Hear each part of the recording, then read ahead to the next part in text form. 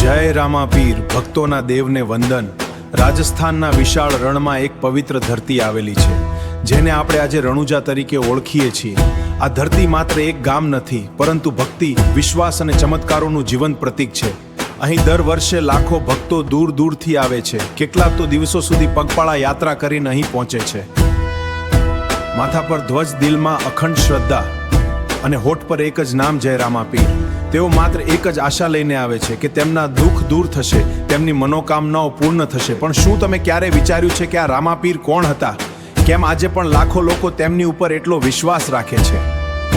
આ પ્રશ્નોના જવાબ જાણવા માટે ચાલો આપણે સમયના સફરમાં જઈએ।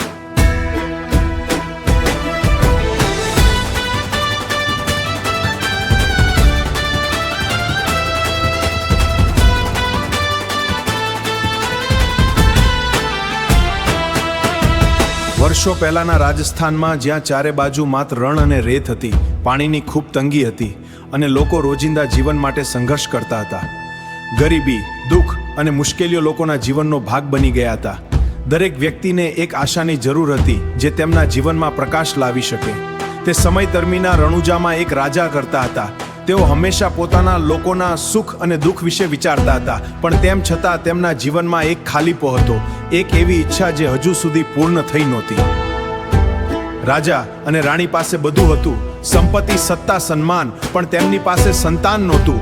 આ દુઃખ તેમને અંદરથી તોડી રહ્યું હતું। દરરોજ તેઓ ભગવાનને પ્રાર્થના કરતા કે તેમના જીવનમાં પણ ખુશી આવે।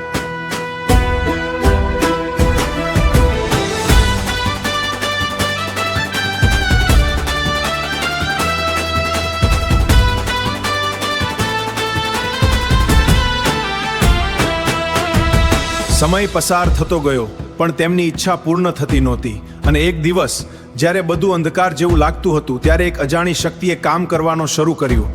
એક દિવ્ય સંકેત મળ્યો, જાણે કે કોઈ મોટી ઘટના થવાની હતી। રણુજાની ધરતી પર કંઈક અસાધારણ બનવાનું હતું। આકાશમાં એક અજોડ શાંતિ છવાઈ ગઈ, હવા પણ જાણે કંઈ સંદેશ આપી રહી હતી। અંદરથી એવું લાગવા લાગ્યું કે હવે કંઈ બદલાવ આવશે। એક એવું બાળક જે માત્ર એક રાજકુમાર નહોતો, પણ ભવિષ્યમાં લાખો માટે આશા અને વિશ્વાસ બનવાનો હતો। આ બાળક આગળ જે દુનિયા રામાપીર તરીકે ઓળખશે, એક એવો દેવ જે ગરીબોના તારા બન્યા અને માનવતાનો સાચો અર્થ દુનિયાને સમજાવ્યો। પણ આ તો માત્ર શરૂઆત હતી। કેવી રીતે આ દિવ્ય બાળક એક મહાન શક્તિ બન્યો, આ બધું જાણવા માટે જય રામાપીર।